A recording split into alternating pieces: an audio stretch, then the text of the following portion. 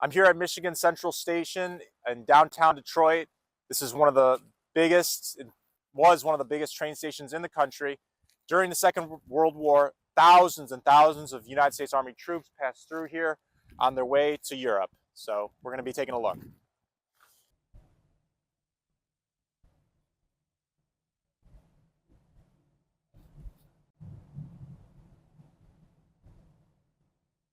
Now let's go walk around the outside, and I'll give you a little bit of World War II history that has to do with the train station along the way.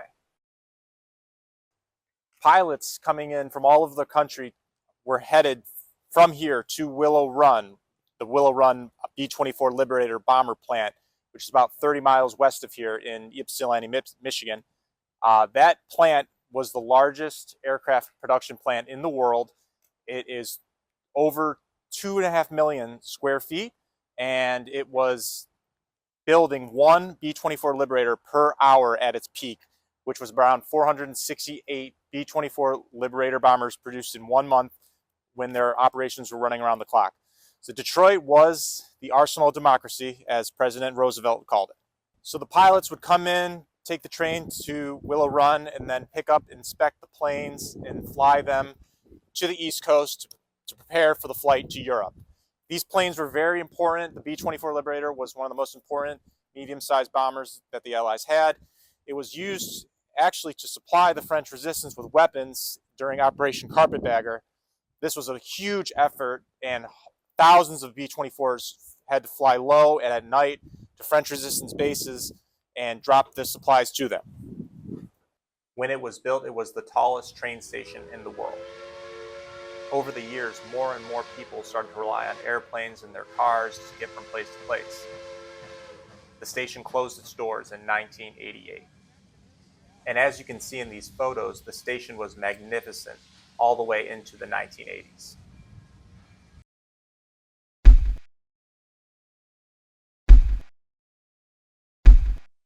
When the station was abandoned in 1988, it quickly fell into disrepair. Every window was broken, the roof was caving in, the basement was flooded, and there were immense problems.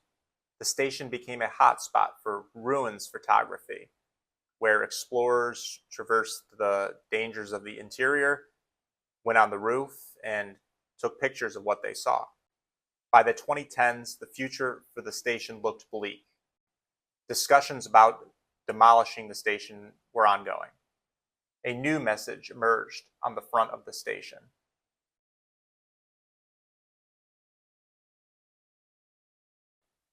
Finally, Ford Motor Company purchased the building in 2018 and planned a $1 billion restoration project to transform the building into a mobility innovation center with offices on the 18 floors and public spaces where the community could go and see this important landmark. However, it seemed many important parts of the station would be lost to time.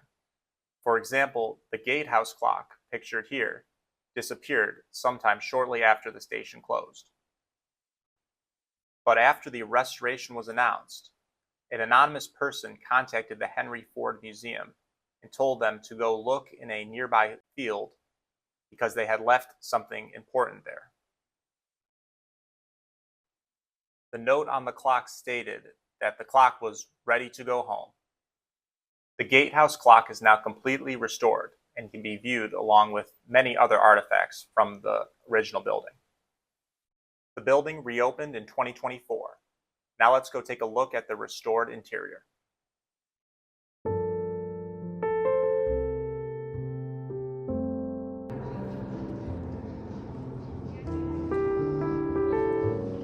As you can see, the original Beaux Arts architecture style has been maintained.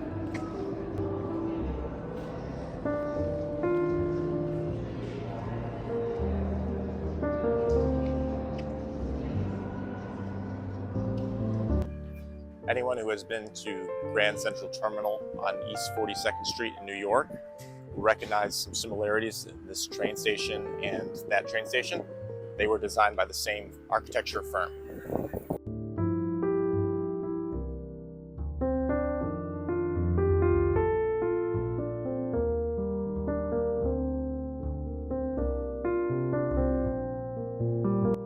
train depot itself is 3 stories high. And this was very large for the time, as most train depots were 1 or 2 stories. This allowed passengers to flow seamlessly to 10 train gates.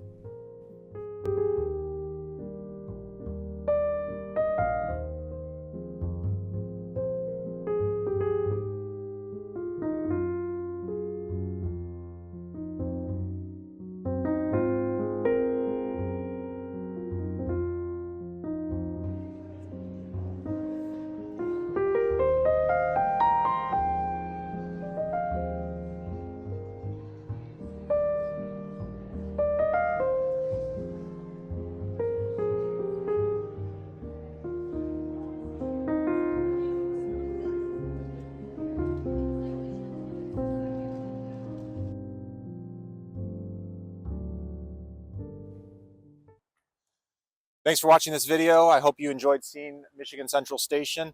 A lot more videos to come in the future. Make sure to like and subscribe. Thank you.